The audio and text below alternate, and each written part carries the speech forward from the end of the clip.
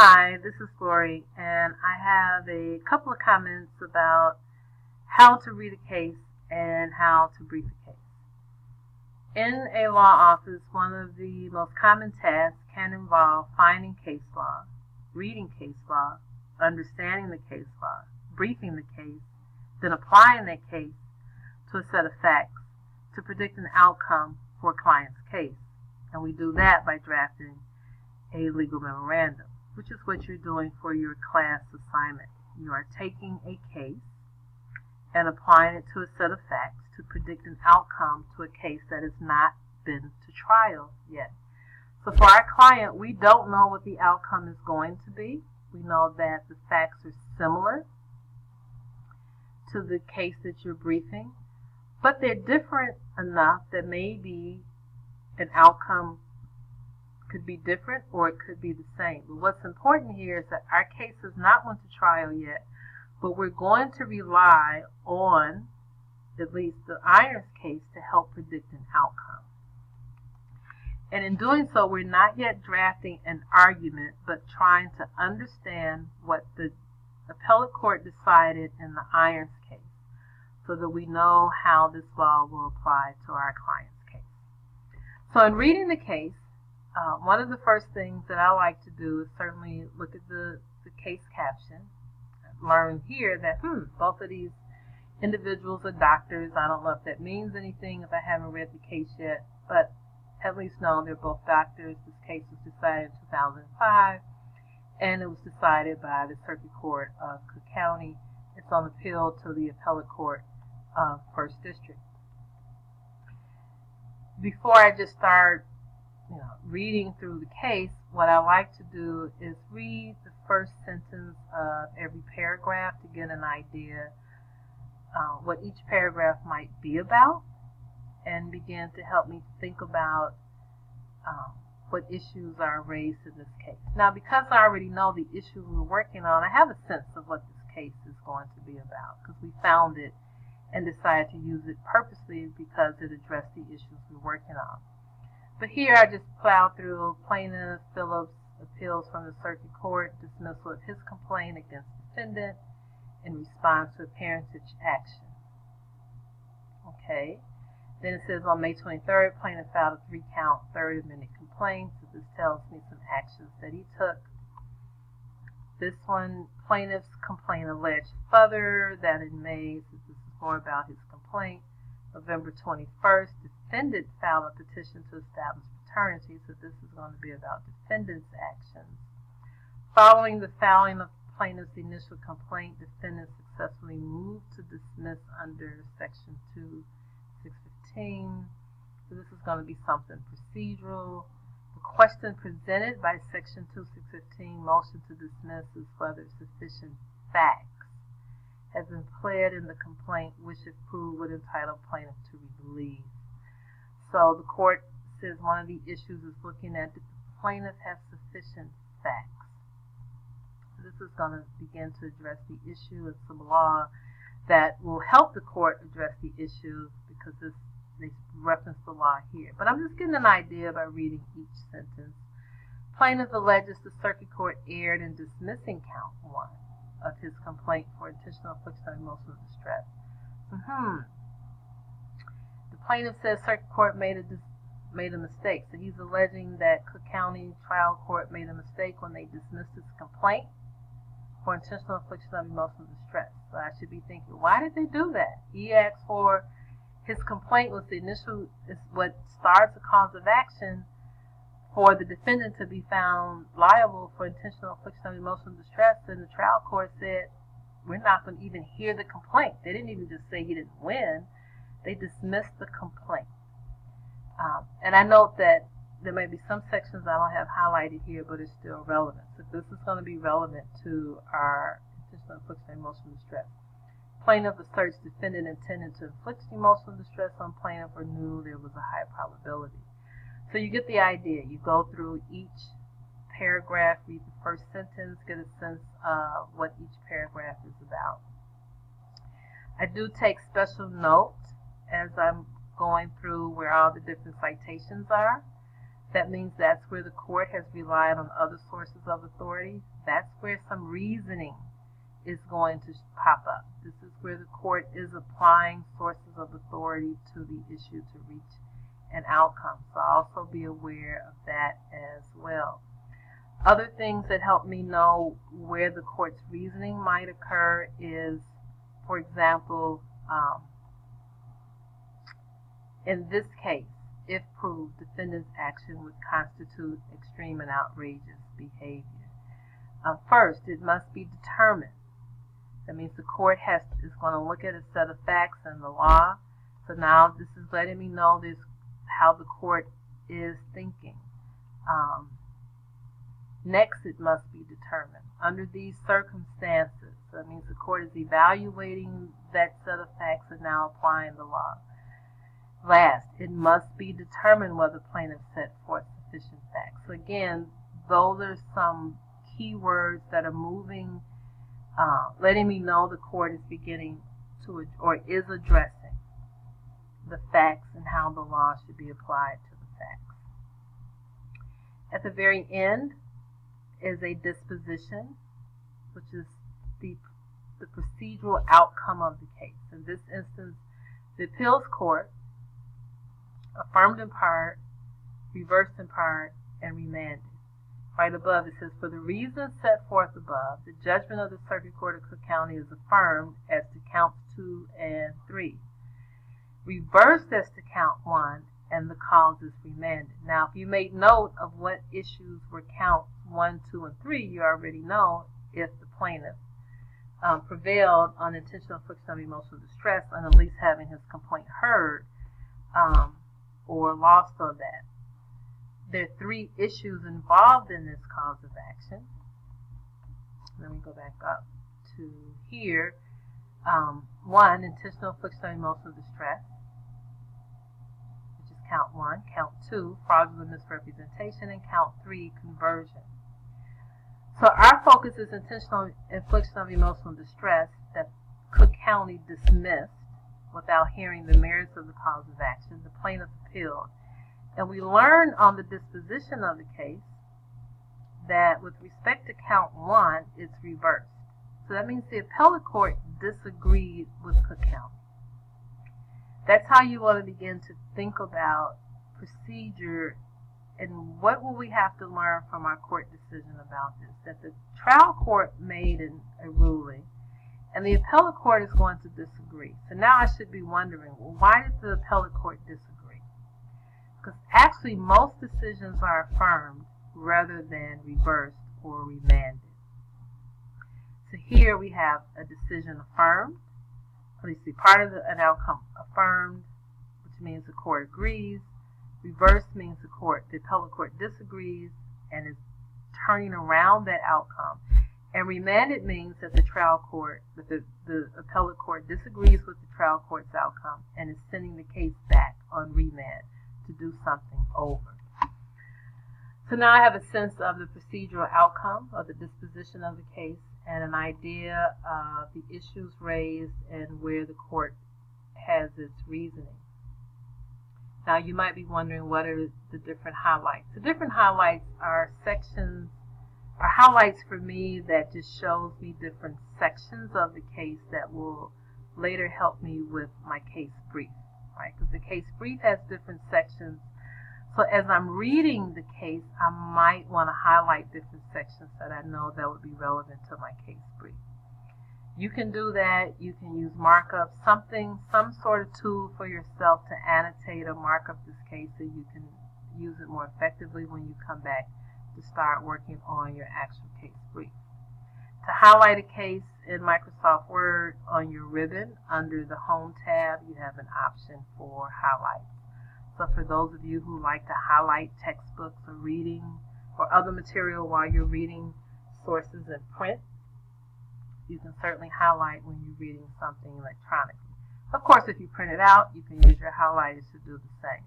So the color coding here, what colors I use and why is not important. That's personal, but it's a tool to help me highlight, right, it's this procedural history or the process of what happened.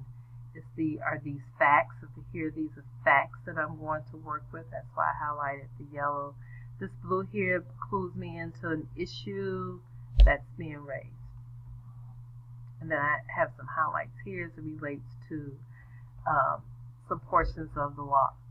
So you want to use some tools that help you organize different sections of the case, which will draw your attention to those sections when you begin to work on your case brief. Then you want to start reading the case itself. And as I mentioned, you should read the case probably 3 times before you attempt your case brief.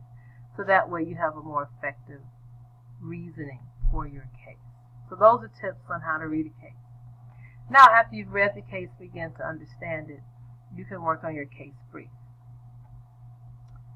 A case brief means to be brief.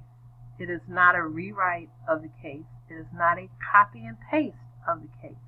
It's a summary of the case so that it helps you understand the case, that it especially helps you understand the reasoning in the case, and that it helps you prepare to use that case in a legal memorandum, which is what you're doing for your assignment. The format for a case brief, you're going to, at the top, have the citation. I do not have the full citation here, but you are going to have the citation to the case.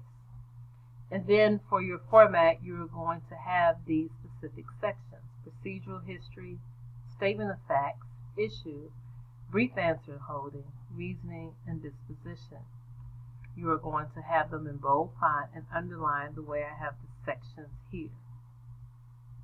A procedural history of a case brief just highlights or focuses on what happened in the lower courts. So for example, this case, not the Irons case, this is an example of a different case. Defendant was convicted of possession of controlled substances. Convictions happen in the trial court. So in the trial court, defendant was convicted of possession of controlled substances. Defendant's motion to suppress confession was denied, and defendant appealed. That's what happened in the trial court. That's what procedural history is. What was the procedure in the lower court? Note, this is history. So this is not where you would discuss the outcome of the appellate court decision or an outcome of the Supreme Court decision. This is where only the history of the lower court is discussed. In the Irons case, the only lower court is Cook County. So in your procedural history, it will focus only on the procedure that was ruled on in the Circuit Court of Cook County. You will not discuss any procedure that is ruled on in the appellate court decision, because that's not history. History is what happened prior to the decision by the appellate court.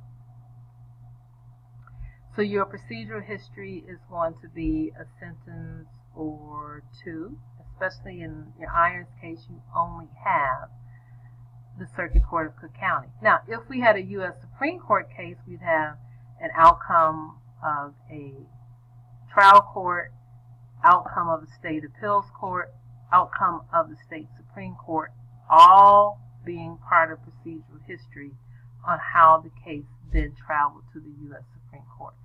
But for the Irons case, you only have one lower court, and that's the Circuit Court of Cook County. Statement of facts. Statement of facts is a summary of the facts that gave rise to the issue in question. Your statement of facts are going to be about a paragraph.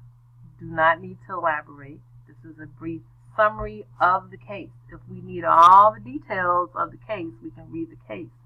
This is a summary of the key facts that give rise to the issue in question.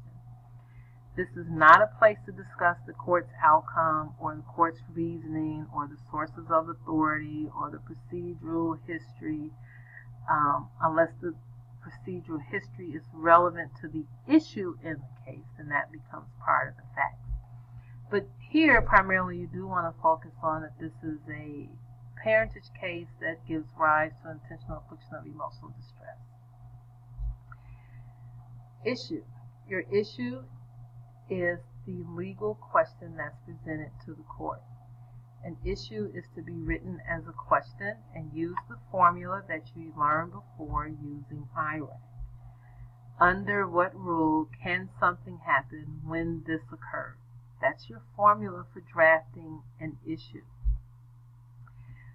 Sometimes in a court decision, the court gives us an idea. They say the question presented, which is another way of saying the issue, pursuant to Section 2-615, motion to dismiss, is whether sufficient facts have been pled in the complaint which if proved would entitle plaintiff to relief.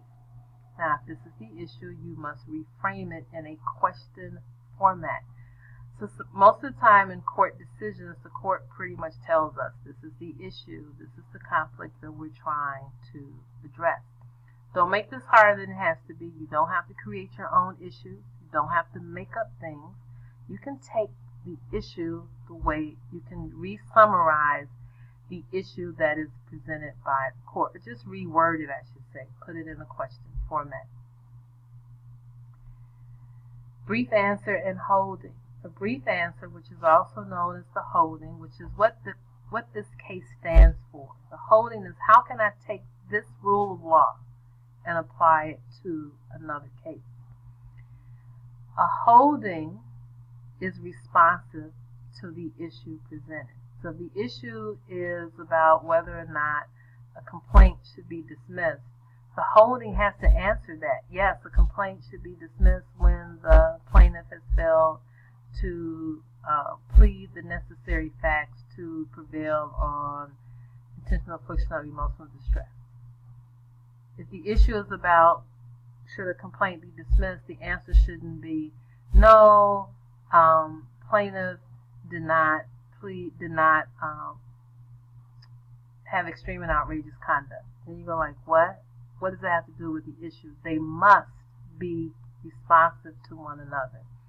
And it must be written in a way that we can use it like a rule of law. That's what holdings are, a rule of law. Like, no, a complaint must have sufficient facts to plead a cause of action. That's a rule of law. Not, no, plaintiffs can't win if they don't, if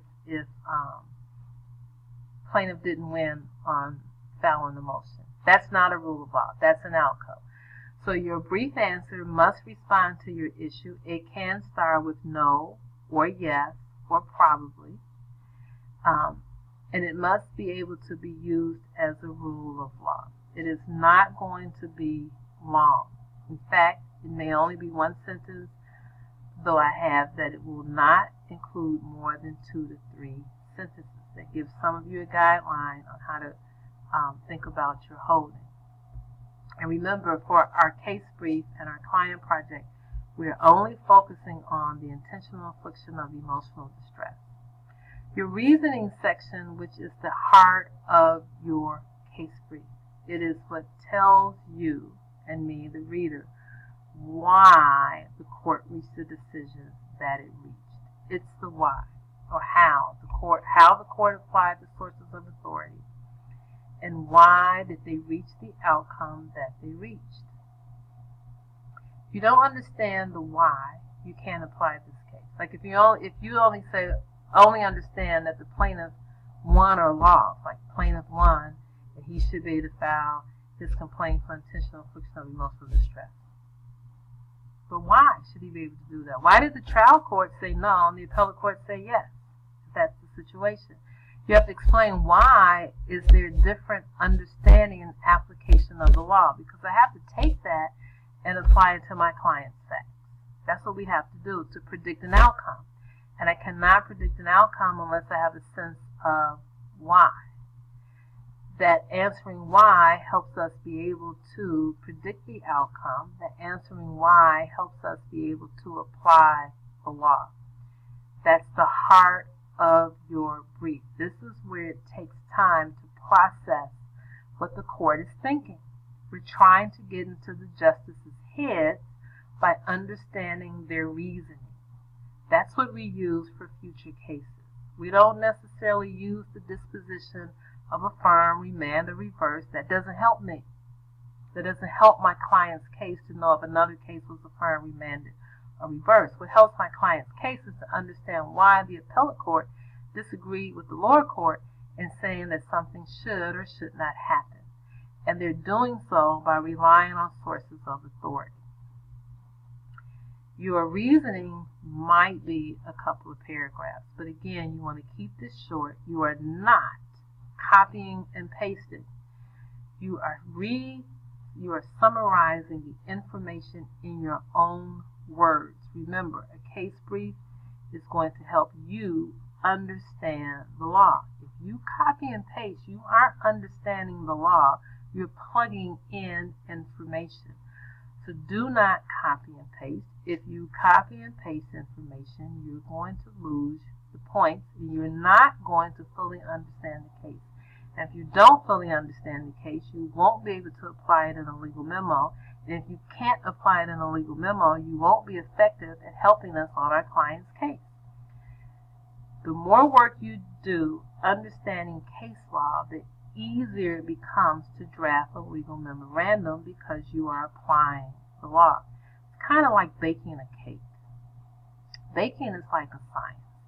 If you understand why a baker needs to have the salt and the flour and some oil and some sugar, I'm probably missing some ingredient. If you understand why each of those are important to get to a cake, then you know how to put the cake together. But if you don't understand the importance of flour or the importance of oil or salt, you can't get to a cake.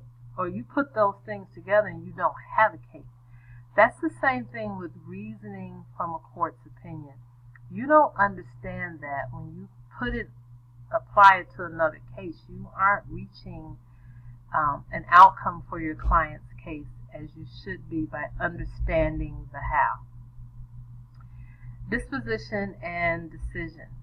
It's really a couple of words: affirm, remand, or reverse. That's it. You don't cite. This is not a holding. It's not a brief answer. It's the way the court disposed of this decision. So it's affirm, remand, or reverse.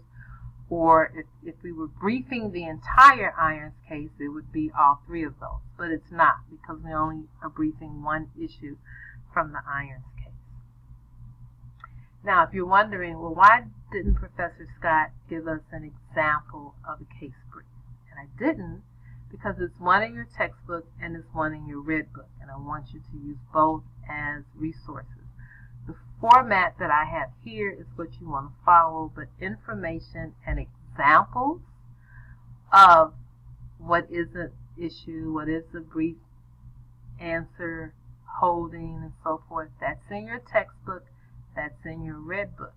You can use both of those as a way of seeing samples of case briefs. So you do have one that you have two actually that you can use as examples. You should also Google or go to YouTube for additional help on case briefing. Having said that, we will discuss this in class, and if you have any questions or comments, please contact me, but otherwise, good luck.